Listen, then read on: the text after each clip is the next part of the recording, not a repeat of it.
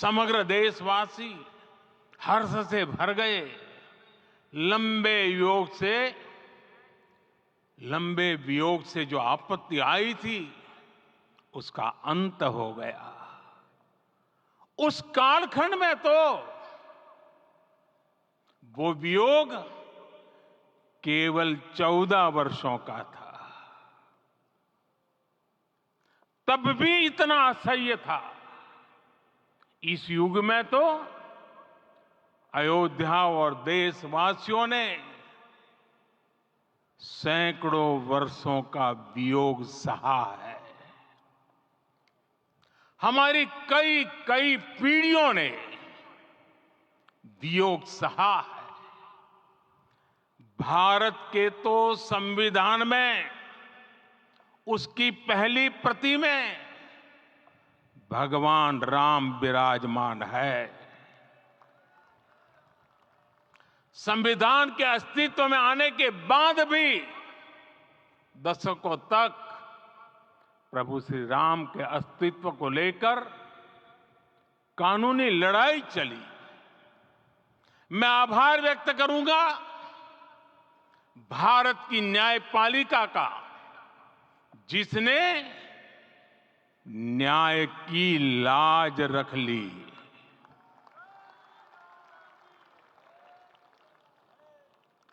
न्याय के पर्याय प्रभु राम का मंदिर भी न्यायबद्ध तरीके से ही बना। साथियों, आज गांव-गांव में एक साथ कीर्तन संकीर्तन हो रहे हैं। आज मंदिरों में उत्सव हो रहे हैं। स्वच्छता अभियान चलाए जा रहे हैं। पूरा देश आज दीपावली मना रहा है। आज शाम घर घर राम ज्योति प्रज्वलित करने की तैयारी है। कल मैं श्री राम के आशीर्वाद से धनुषकोडी में राम सेतु के आरंभ बिंदु अरिचल मुनाई पर था। जिस घड़ी प्रभु राम समुद्र पार करने निकले थे, वो एक पल था जिसने काल चक्र को बदला था। उस भावमय पल को महसूस करने का मेरा ये विनम्र प्रयास था। वहां पर मैंने पुष्प वंदना की। वहां मेरे भीतर एक विश्वास जगा कि जैसे उस समय काल चक्र बदला था, उसी तरह अब काल चक्र फिर बदलेगा और शुभ दिशा में बढ़ेगा। अपने 11 दिन के व्रत अनुष्ठान के दौरान मैंने उन स्थानों का चरण स्पर्श करने का प्रयास किया जहां प्रभु राम के चरण पड़े थे। चाहे वो नासिक का पंचवटी धाम हो, केरला का पवित्र त्रिपायर मंदिर हो, आंध्र प्रदेश में लेपाक्षी हो, श्रीरंगम में रंगनाथ स्वामी मंदिर हो, रामेश्वरम में श्री रामनाथ स्वामी मंदिर हो, या फिर धनुषकोडी। मेरा सौभाग्य है कि इसी पुनीत पवित्र भाव के साथ मुझे सागर से सरयू तक की यात्रा का अवसर मिला। सागर से सरयू तक हर जगह राम नाम का वही उत्सव भाव छाया हुआ है। प्रभु राम तो भारत की आत्मा के कण कण से जुड़े हुए हैं। राम भारतवासियों के अंतर मन में विराजे हुए हैं। हम भारत में कहीं भी किसी की अंतरात्मा को छुएंगे तो इस एकत्व की अनुभूति होगी और यही भाव सब जगह मिलेगा। इससे उत्कृष्ट, इससे अधिक देश को समायोजित करने वाला सूत्र और क्या हो सकता है। मेरे प्यारे देशवासियों, मुझे देश के कोने कोने में अलग अलग भाषाओं में रामायण सुनने का अवसर मिला है, लेकिन विशेषकर पिछले 11 दिनों में रामायण अलग अलग भाषा में अलग राज्यों से मुझे विशेष रूप से सुनने का मौका मिला। राम को परिभाषित करते हुए ऋषियों ने कहा है, रमन्ते यस्मिन् इति रामः, अर्थात जिसमें रम जाए वही राम है। राम लोक की स्मृतियों में, पर्वत से लेकर परंपराओं में सर्वत्र समाये हुए हैं। हर युग में लोगों ने राम को जिया है। हर युग में लोगों ने अपने अपने शब्दों में अपनी अपनी तरह से राम को अभिव्यक्त किया है और ये राम रस जीवन प्रवाह की तरह निरंतर बहता रहता है। प्राचीन काल से भारत के हर कोने के लोग राम रस का आचमन करते रहे हैं। राम कथा असीम है और रामायण भी अनंत है। राम के आदर्श, राम के मूल्य, राम की शिक्षाएं सब जगह एक समान है। प्रिय देशवासियों, आज इस ऐतिहासिक समय में देश उन व्यक्तित्वों को भी याद कर रहा है जिनके कार्य और समर्पण की वजह से आज हम ये शुभ दिन देख रहे हैं। राम के इस काम में कितने ही लोगों ने त्याग और तपस्या की पराकाष्ठा करके दिखाई है। उन अनगिनत राम भक्तों के, उन अनगिनत कार सेवकों के और उन अनगिनत संत महात्माओं के हम सब ऋणी हैं। साथियों, आज का ये अवसर उत्सवता का क्षण तो है ही, लेकिन इसके साथ ही यह क्षण भारतीय समाज की परिपक्वता के बोध का भी क्षण है। हमारे लिए ये अवसर सिर्फ विजय का नहीं, विनय का भी है। दुनिया का इतिहास साक्षी है कि कई राष्ट्र अपने ही इतिहास में उलझ जाते हैं। ऐसे देशों ने जब भी अपने इतिहास की उलझी हुई गांठों को खोलने का प्रयास किया, उन्हें सफलता पाने में बहुत कठिनाई आई, बल्कि कई बार तो पहले से ज्यादा मुश्किल परिस्थितियां बन गई। लेकिन हमारे देश ने इतिहास की इस गांठ को जिस गंभीरता और भावुकता के साथ खोला है, वो ये बताती है कि हमारा भविष्य हमारे अतीत से बहुत सुंदर होने जा रहा है। वो भी एक समय था जब कुछ लोग कहते थे कि राम मंदिर बना तो आग लग जाएगी। ऐसे लोग भारत के सामाजिक भाव की पवित्रता को नहीं जान पाए।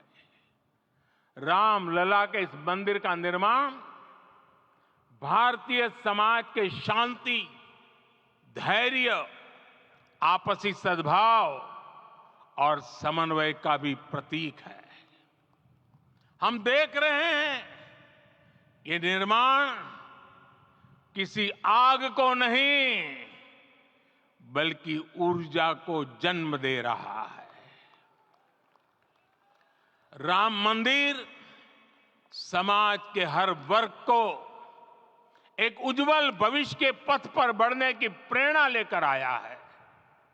मैं आज उन लोगों से आह्वान करूंगा, आइए आप महसूस कीजिए, अपनी सोच पर पुनर्विचार कीजिए। राम आग नहीं है, राम ऊर्जा है। राम विवाद नहीं, राम समाधान है। राम सिर्फ हमारे नहीं है, राम तो सबके हैं। राम वर्तमान नहीं, सिर्फ वर्तमान ही नहीं, राम अनंत काल है। साथियों, आज जिस तरह राम मंदिर प्राण प्रतिष्ठा के इस आयोजन से पूरा विश्व जुड़ा हुआ है, उसमें राम की सर्वव्यापकता के दर्शन हो रहे हैं। जैसा उत्सव भारत में है, वैसा ही अनेक देशों में है। आज अयोध्या का यह उत्सव रामायण की उन वैश्विक परंपराओं का भी उत्सव बना है। रामलला की ये प्रतिष्ठा वसुधैव कुटुंबकम के विचार की भी प्रतिष्ठा है। साथियों, आज अयोध्या में केवल श्री राम के विग्रह रूप की प्राण प्रतिष्ठा नहीं हुई है, ये श्री राम के रूप में साक्षात भारतीय संस्कृति के प्रति अटूट विश्वास की भी प्राण प्रतिष्ठा है। ये साक्षात मानवीय मूल्यों और सर्वोच्च आदर्शों की भी प्राण प्रतिष्ठा है। इन मूल्यों की, इन आदर्शों की आवश्यकता आज संपूर्ण विश्व को है। सर्वे भवन्तु सुखिनः, ये संकल्प हम सदियों से दोहराते आए हैं। आज उसी संकल्प को राम मंदिर के रूप में साक्षात आकार मिला है। ये मंदिर मात्र एक देव मंदिर नहीं है, ये भारत की दृष्टि का, भारत के दर्शन का, भारत के दिग्दर्शन का मंदिर है। ये राम के रूप में राष्ट्र चेतना का मंदिर है। राम भारत की आस्था है, राम भारत का आधार है, राम भारत का विचार है, राम भारत का विधान है, राम भारत की चेतना है, राम भारत का चिंतन है, राम भारत की प्रतिष्ठा है, राम भारत का प्रताप है, राम प्रवाह है, राम प्रभाव है, राम नेति भी है, राम नीति भी है, राम नित्यता भी है, राम निरंतरता भी है, राम विभु है, विशद है, राम व्यापक है, विश्व है, विश्वात्मा है। और इसलिए जब राम की प्रतिष्ठा होती है तो उसका प्रभाव वर्षों या शताब्दियों तक ही नहीं होता, उसका प्रभाव हजारों वर्षों के लिए होता है। महर्षि वाल्मीकि ने कहा है, राज्यम 10 सहस्त्राणि प्राप्य वर्षाणि राघवः, अर्थात राम 10,000 वर्षों के लिए राज्य पर प्रतिष्ठित हुए, यानी हजारों वर्षों के लिए राम राज्य स्थापित हुआ। जब त्रेता में राम आए थे तब हजारों वर्षों के लिए राम राज्य की स्थापना हुई थी। हजारों वर्षों तक राम विश्व पथ प्रदर्शन करते रहे थे और इसलिए मेरे प्यारे देशवासियों, आज अयोध्या भूमि हम सभी से, प्रत्येक राम भक्त से, प्रत्येक भारतीय से कुछ सवाल कर रही है। श्री राम का भव्य मंदिर तो बन गया, अब आगे क्या? सदियों का इंतजार तो खत्म हो गया, अब आगे क्या? आज के इस अवसर पर जो दैवीय आत्माएं हमें आशीर्वाद देने के लिए उपस्थित हुई हैं, हमें देख रही हैं, उन्हें क्या हम ऐसे ही विदा करेंगे? नहीं, कदापि नहीं। आज मैं पूरे पवित्र मन से महसूस कर रहा हूं कि काल चक्र बदल रहा है। ये सुखद संयोग है कि हमारी पीढ़ी को एक कालजयी पथ के शिल्पकार के रूप में चुना गया है। 1000 वर्ष बाद की पीढ़ी राष्ट्र निर्माण के हमारे आज के कार्यों को याद करेगी। इसलिए मैं कहता हूं, यही समय है, सही समय है। हमें आज से, इस पवित्र समय से अगले 1000 साल के भारत की नींव रखनी है। मंदिर निर्माण से आगे बढ़कर अब हमें सभी देशवासी यहीं इस पल से समर्थ, सक्षम, भव्य, दिव्य भारत के निर्माण की सौगंध लेते हैं।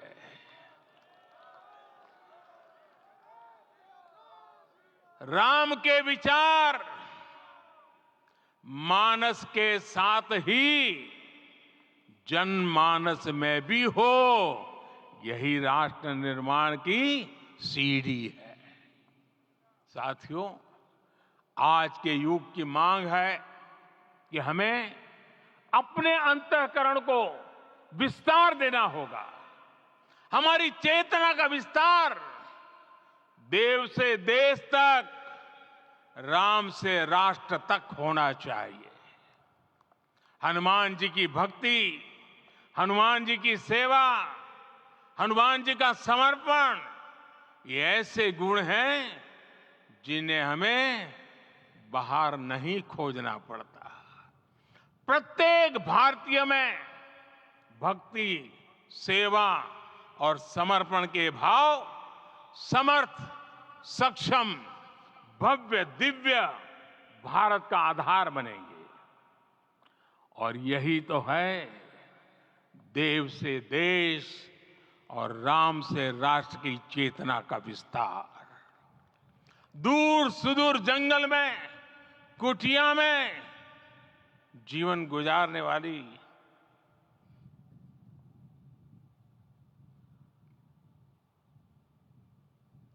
मेरी आदिवासी मां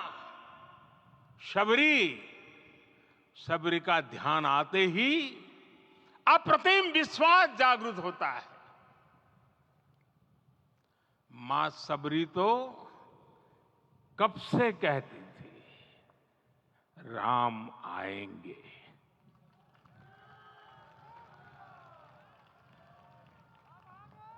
प्रत्येक भारतीय में जन्मा यही विश्वास समर्थ, सक्षम, भव्य भारत का आधार बनेगा। और यही तो है देव से देश और राम से राष्ट्र की चेतना का विस्तार। हम सब जानते हैं कि निषाद राज की मित्रता सभी बंधनों से परे है। निषाद राज का राम के प्रति सम्मोहन, प्रभु राम का निषाद राज के लिए अपनापन कितना मौलिक है। सब अपने हैं, सभी समान है। प्रत्येक भारतीय में अपनत्व की, बंधुत्व की ये भावना समर्थ, सक्षम, भव्य, दिव्य भारत का आधार बनेगी। और यही तो है देव से देश और राम से राष्ट्र की चेतना का विस्तार।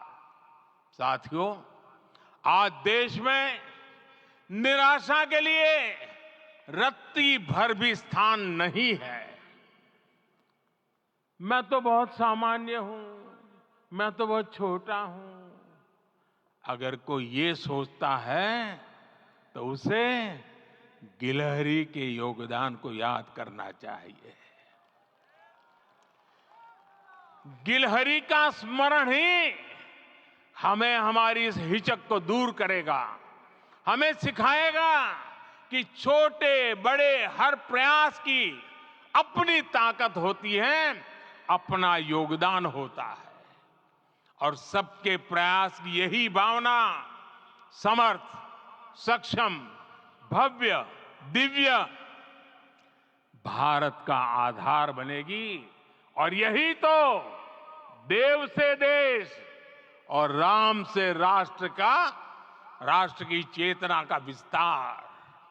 साथियों, लंकापति रावण प्रकांड ज्ञानी थे, अपार शक्ति के धनी थे, लेकिन जटायु जी की मूल्य निष्ठा देखिए। वे महाबली रावण से भिड़ गए। उन्हें भी पता था कि वो रावण को परास्त नहीं कर पाएंगे, लेकिन फिर भी उन्होंने रावण को चुनौती दी। कर्तव्य की यही पराकाष्ठा समर्थ, सक्षम, भव्य, दिव्य भारत का आधार है। और यही तो है देव से देश और राम से राष्ट्र की चेतना का विस्तार। आइए हम संकल्प लें कि राष्ट्र निर्माण के लिए हम अपने जीवन का पल पल लगा देंगे।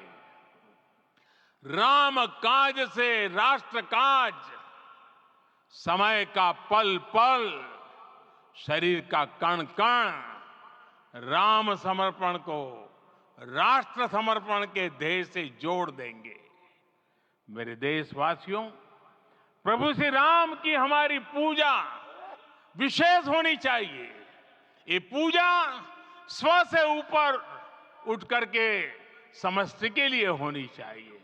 ये पूजा अहम से उठकर वयम के लिए होनी चाहिए। प्रभु को जो भोग चढ़ेगा वो विकसित भारत के लिए हमारे परिश्रम की पराकाष्ठा का प्रसाद भी होगा। हमें नित्य पराक्रम, पुरुषार्थ, समर्पण का प्रसाद प्रभु राम को चढ़ाना होगा। इनसे नित्य प्रभु राम की पूजा करनी होगी, तब हम भारत को वैभवशाली और विकसित बना पाएंगे। मेरे प्यारे देशवासियों, ये भारत के विकास का अमृत काल है। आज भारत युवा शक्ति की पूंजी से भरा हुआ है, ऊर्जा से भरा हुआ है। ऐसी सकारात्मक परिस्थितियां फिर न जाने कितने समय बाद बनेगी। हमें अब चूकना नहीं है, हमें अब बैठना नहीं है।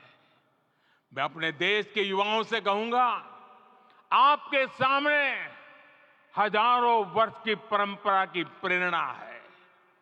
आप भारत की उस पीढ़ी का प्रतिनिधित्व करते हैं जो चांद पर तिरंगा लहरा रही है। वो 15 लाख किलोमीटर की यात्रा करके सूर्य के पास जाकर मिशन आदित्य को सफल बना रही है। जो आसमान में तेजस और सागर में विक्रांत का परचम लहरा रही है। अपनी विरासत पर गर्व करते हुए आपको भारत का नव प्रभात लिखना है। परंपरा की पवित्रता और आधुनिकता की अनंतता, दोनों ही पथ पर चलते हुए भारत समृद्धि के लक्ष्य तक पहुंचेगा। मेरे साथियों, आने वाला समय अब सफलता का है। आने वाला समय अब सिद्धि का है। ये भव्य राम मंदिर साक्षी बनेगा भारत के उत्कर्ष का, भारत के उदय का। ये भव्य राम मंदिर साक्षी बनेगा भव्य भारत के अभ्युदय का, विकसित भारत का। ये मंदिर सिखाता है कि अगर लक्ष्य सत्य प्रमाणित हो, अगर लक्ष्य सामूहिकता और संगठित शक्ति से जन्मा हो, तब उस लक्ष्य को प्राप्त करना असंभव नहीं है।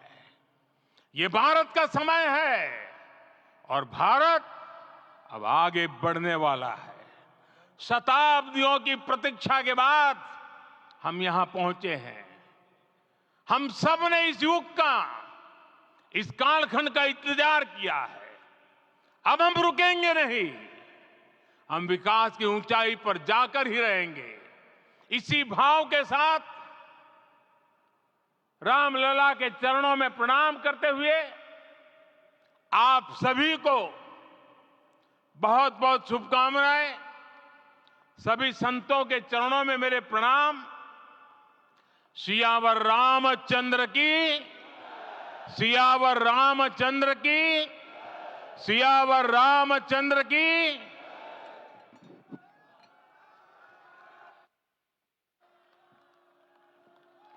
मैं आपसे निवेदन करूंगा, अभी थोड़ा आसन ग्रहण करिए। माननीय प्रधानमंत्री जी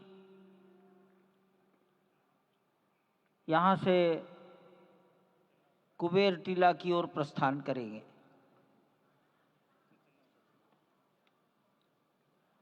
माननीय प्रधानमंत्री जी के यहाँ से स्थान से प्रस्थान के पश्चात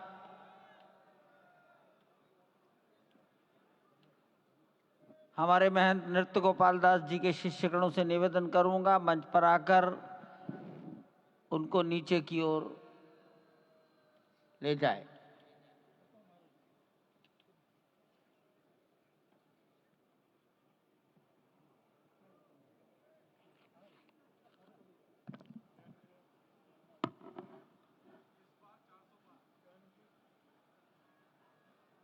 जानकी दास जी अब मंच पर आ जाइए।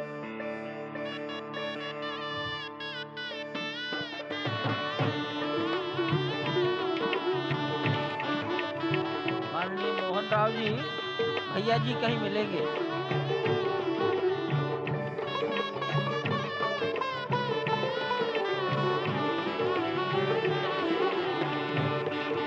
माननीय प्रधानमंत्री जी साधु संतों के निकट की ओर जा रहे हैं।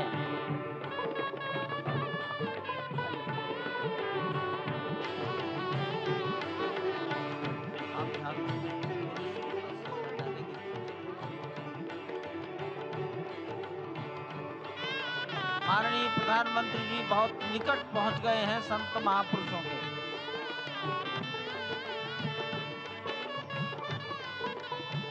संकल्प है देव से देश और राम से राष्ट्र का निर्माण, यानी कि राष्ट्रीय चेतना में जो राम विराजे हैं, वो राष्ट्रीय जनमानस में राम के गुणों का अवतार हो। मानस में जो राम हैं, उनके गुणों का भारत के जनमानस में अंगीकार हो। निश्चित तौर से राष्ट्र निर्माण के 1000 वर्षों का जो स्वप्न प्रधानमंत्री नरेंद्र मोदी ने दिखाया है, वह निश्चित तौर से पूरी दुनिया के सामने भारत भारतीयता को नए रूप में व्याख्यायित करता है, सनातन संस्कृति को नए स्वरूप में व्याख्यायित करता है। हमारी ही संस्कृति कहती है, संगच्छध्वम संवदध्वम संवो मनांसि जानताम। हमारी ही संस्कृति कहती है, सहना भवतु सहनौ भुनक्तु। हमारी ही संस्कृति कहती है कि हम विश्व बंधुत्व के लिए अपना सर्वस्व न्यौछावर करें, राष्ट्र निर्माण में अपना सर्वस्व अंशदान करें। प्रधानमंत्री मोदी के उद्बोधन में राष्ट्रीय समरसता का संदेश पूरे विश्व में व्यापक होता हुआ भगवान श्री राम की धरा से।